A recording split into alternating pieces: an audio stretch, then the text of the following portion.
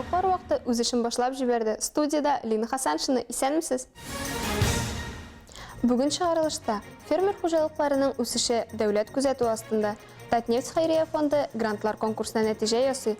Әлмәт мәшгульлек үзәгендә яңа программалар тормышка ашырыла.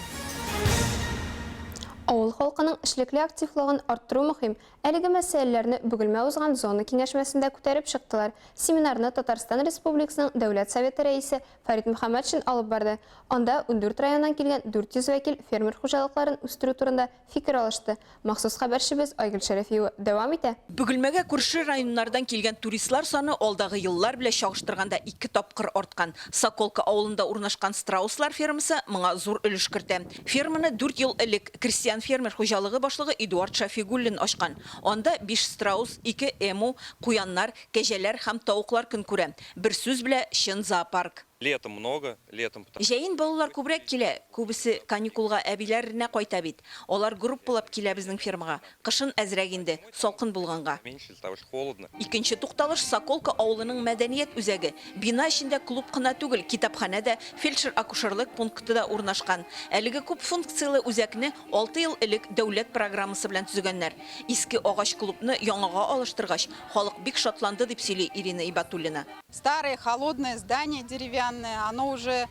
Яңа клубка барысы да шатланды. Чөнки иске салкын бинада мәдәният үсеше турында уйлап булмый иде. Хәзер җыр коллективлары да активлашты. 2 вокаль ансамблебыз халык ансамбле исеменә лаек булды. Соколканың Курчанка ансамбле халык ара бәйгеләрдә еш катнаша, призлы урыннар ала. Авыл халкы кул эшләре белән дә шөгыльләнергә ярата.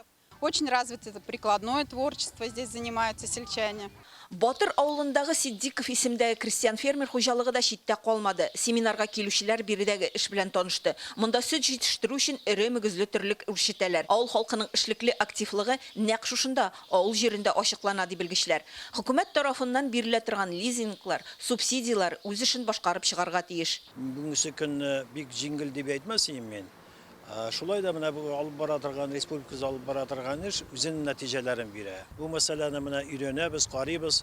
Безнең парламентның рәисе Фарид Хәйруллович бу өлкәдә кадәр инде ничә еллар дәврендә ул мәсьәләне алып бара. Елна 2 мәртәбә без авылның менә безнең җирле үзидарә җитәкчеләре, район җитәкчеләре белән берлектә һәм әйтергә кирәк эшмәкәрләр белән җыелып сөйләшү, уртада була торган ниндер барьерларны алып ташларга һәм инде законнарга үзгәреш кертергә хөкүмәт бюджет тарафыннан шушы алып бара торган эшмәкәрләргә ярдәмне арттырырга, аның юнәлешен билгеләргә мөмкинлек бирә.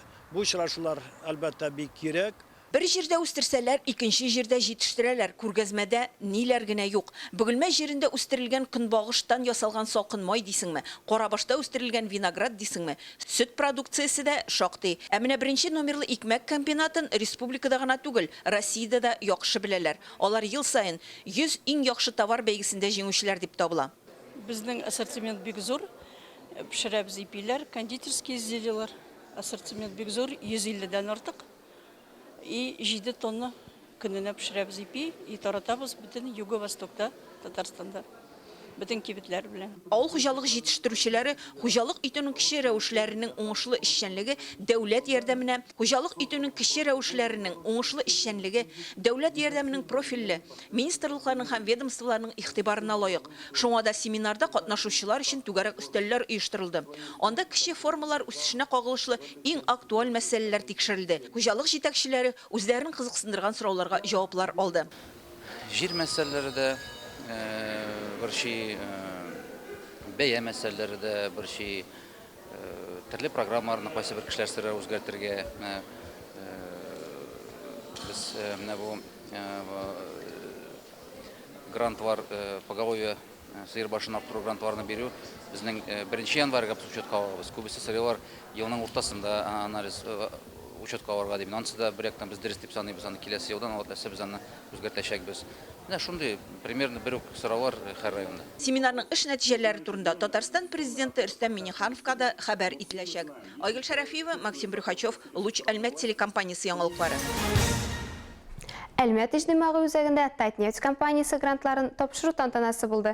Конкурс Татнефть компаниясе алып барган социаль сәясәтнең нәтиҗәле коралларының берсе булып тора. Ул инициативалы коммерция булмаган оешмаларга, гражданнарга аларның социаль әһәмиятле проектларын гамәлгә ашыруда ярдәм итәргә мөмкинлек бирә.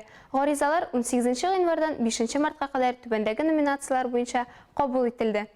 Халыкның яклаусыз катламнарын яклау, гаилә, әти-әни булу, балачак, сәламәт яшәү рәвеше һәм туризм, фән, мәгариф, мәдәният һәм сәнгать, тарихи мирасны саклау, әйләнә-тирә мөхитне саклау, хайваннарны яклау, яшьләр проектлары. Быел Татарстаннан һәм Россиянең башка төбәкләреннән 1415 гариза бирелгән.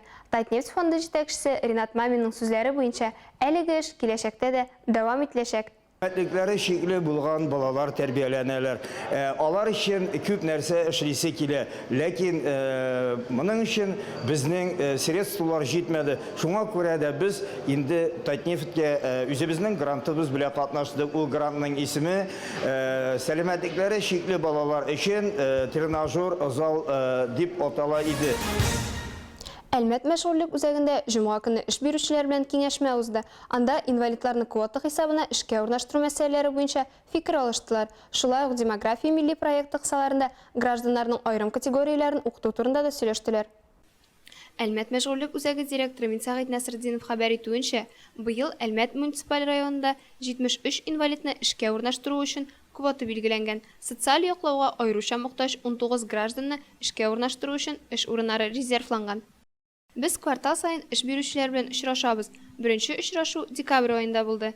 Бу чараларның социаль әһәмиятен һәм ничек үткәрергә икәнне аңлатабыз. Үз квоталарын 100% үтәгән предприятиеләр бар, 50-60% үтәүчеләр дә бар. Шуңа күрә 5 ай эчендә үткәрелгән эшкә бүген нәтиҗә ясыйбыз. Квота һәм резервлау буенча план күрсәткече безнең район тарафыннан үтәлсен өчен. Эш бирүчеләргә эш урыннарын квоталау һәм резервлау кысаларында хисап мәгълүматларының ешлыгы шулай ук гамәлгә ашырыла торган программалар турында да мәгълүмат бирелде. Барлык эш бирүчеләрне дә бу күрсәткечләргә бик җитди карарга сорар идем, чөнки инвалидлар да, кешеләр алар да эшли алсын, дәүләткә файда китерсен өчен эш урыннарын булдырырга кирәк. Шулай ук быел демография проекты кысаларында һөнәри белем бирү программасын гамәлгә ашыру турында Россия Федерациясе хөкүмәтенең яңа карары гамәлдә. Әлеге хезмәттән файдалана ала торган гражданнар категориясе мәшгульлек үзәгендә теркәлгән эш эзләүче, бала карау турында отпускта булган, шулай ук 60 яшьтән өлкәнрәк гражданнар. Гариза бирүдә сораулар туса, мәшгульлек үзәгенең 105 кабинетына мөрәҗәгать итәргә мөмкин. Узган елларда Әлмәт мәктәпләрендә 1000дән артык чыгарылыш сыйныф укучылары өчен соңгы кыңгырау чыңлады. Бәйрәм бер яктан уку артта калган, ләкин ял итәргә вакыт әлегә юк, чөнки алда имтиханнар тапшыру һәм уку йортын сайлау. Чыгарылыш сыйныфы укучыларының хис кичерешләрен безнең белән карагыз. Әлеге көн чыгарылыш сыйныфы укучылары өчен шатлыклы да, моңсу да бәйрәм. Бүген алар өчен кыңгырау соңгы тапкыр чыңлый. Быел Әлмәт районында 1017 укучы 11 сыйныфны һәм 2142 укучы 9 сыйныфны тәмамлый. Чыгарылыш сыйныф укучылары әти-әниләрен җитәкләп 1 сыйныфка килгәннәрен, 1 бишле алуларын, чын дуслар булуларын искә алалар. 11 ел сизелми дә үткән. Әле шанып бетеп булмый. Һаман да без укучылар кебек берникадәр вакыттан нык юксыначакбыз, сагыначакбыз. Хәзергә әле аңлап бетермибез. Бу 11 ел бик тиз үчеп китте. Без бөтенесен дә сагыначакбыз. Мәктәп еллары сизелмичә дә узды. Бүген соңгы көн. Инде бу состав белән яңадан күрешмәячәкбез. Чыгарылыш кына калды. Һәрберебез бу елларның күңелле һәм моңсу мизгелләрен искә алачак. Укытучыларга, мәктәп администрациясенә безгә биргән белемнәре, тәрбияләре өчен рәхмәт. Мин бик шат. Кичәгенә шундый нәни иделәр кебек, ә бүген алар өчен соңгы кыңгырау чыңлый, дип күз яшьләре белән әти-әниләр сөйли. Бик дулкынландыргыч әлбәттә, безнең гаилә өчен мөһим көн. Баланы 1 сыйныфка алып килдек кенә кебек, инде 11 ел узган. Барысы да бер мизгел кебек. Бу көнгә кадәр барып җитүебезгә бик шатбыз. Улыбызның соңгы кыңгырау бәйрәмендә катнашуыбыз һәм әлбәттә барлык чыгарылыш сыйныф укучыларына киләчәктә уңышлар, җиңүләр һәм югары уку йортларына керүләрен һәм тормышта барысында имин булуын телисе килә. Бәйрәм буе бүген елап чыктым. Бәләкәй улыбызны чәчәкләр белән алып кына килгән идек кебек. Инде хәзер китәбез. Шуңа хис кичерешләр ташый. Укытучыларга рәхмәт, мәктәпкә һәммәсенә рәхмәт. Көч я сабырлык җитмәгән чакта сиздермичә ярдәм иткән, киңәшләр, белем һәм тәрбия биргән укытучыларга, мәктәп еллары дәвамында янәшә булган кешеләргә укучыларның рәхмәт сүзләре яңгырый. Нәкъ үзләренең остазларына багышлап чыгарылыш сыйныф укучылары вальс бии, җырлар җырлый һәм мәктәп тормышыннан күренешләр уйныйлар. Хәзер инде башка юл турында уйларга кирәк. Аларга шул тормыш юлларында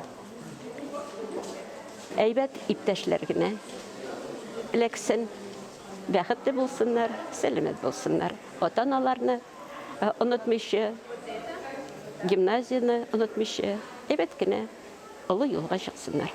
Мәктәп дәресләре артта калды. Алда чыгарылыш сыйныф укучыларын җаваплы һәм мөһим бердәм дәүләт имтиханы көтә.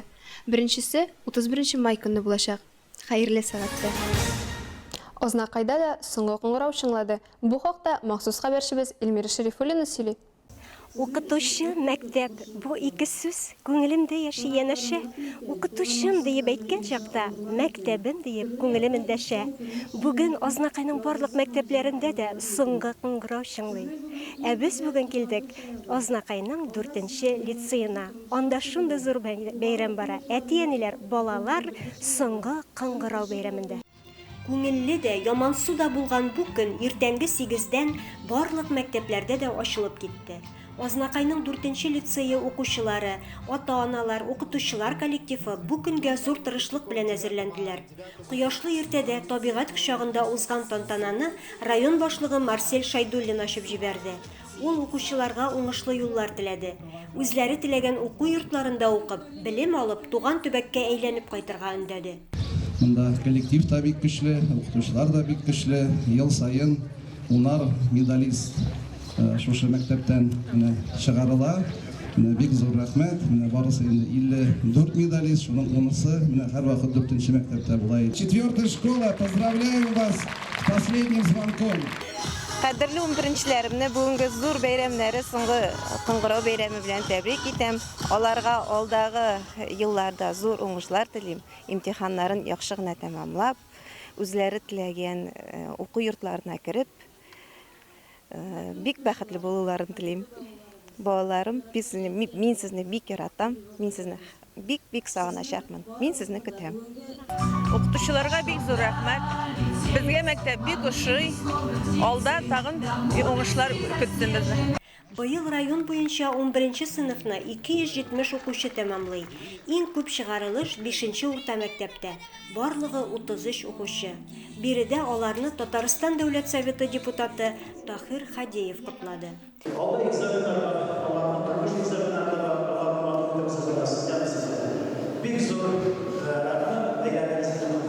Соңыннан район һәм шәһәр мәктәпләренең чыгарылыш сыйныфлары федераль программа буенча төзекләндерелгән Сөембикә урамы буенча атлап Татарстан мәйданына җыйналдылар. Барлык укытучыларны һәм укучыларны зур бәйрәм, соңгы кыңгырау бәйрәме белән чын күңелдән тәбрик итәм. Укучыларга алдагы имтиханнарны уңышлы бирергә, укытучыларга зур сабырлык телим.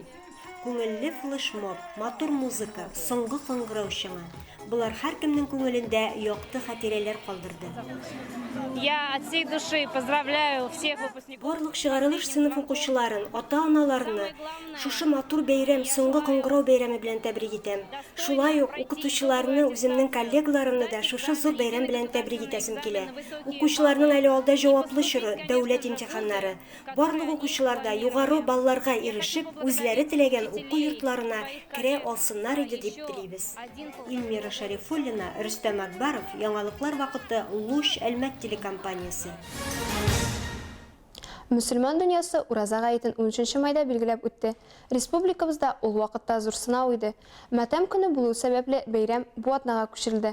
Һәм менә калабызның Татарстан нефтенә 60 ел исемендәге мәдәният һәм ял паркында Ураза гаетенә багышланган бәйрәм узды. Бу чара Әлмәт шәһәре һәм районы мөхтәсибәте һәм Ансар хәйрия фонды тарафыннан оештырылды. Мөселман халкында ике зур бәйрәм бар, Ураза һәм Корбан гаете.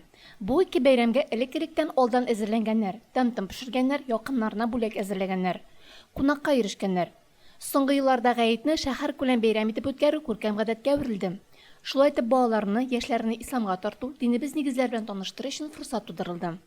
Әлмәт районы мөхтәсибе вазифаларын вакытлыча башкаручы Исмагыйль хәзрәт Сингатуллин чарада катнашучыларны олы бәйрәм белән котлады.